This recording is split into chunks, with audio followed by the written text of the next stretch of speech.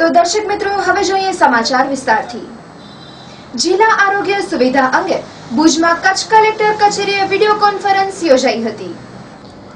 જિલ્લા કલેક્ટર કચેરીના conference hall ખાતે આરોગ્ય વિભાગની ઓનલાઈન બેઠક યોજાઈ હતી, જેમાં ગાંધીનગરથી આરોગ્ય વિભાગના સચિવ સહિતના ઉચ્ચ અધિકારીઓએ રાજ્યના તમામ જિલ્લાઓના આરોગ્ય તંત્ર સાથે પરામર્શ કર્યો હતો, જેમાં ભુજ ખાતે જિલ્લા આરોગ્ય અધિકારી ડોક્ટર ડી.કે. ડાભીની અધ્યક્ષતામાં બેઠક મળી હતી।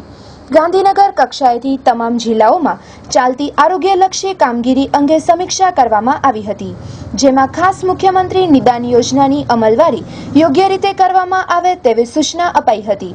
આ ઉપરાંત ટીબી, કેન્સર, બ્લડ કેન્સર સહિતના રોગની સારવાર તંત્ર દ્વારા યોગ્ય રીતે કરવામાં આવે તે માટે તમામ અધિકારીઓને સૂચના અપાઈ હતી।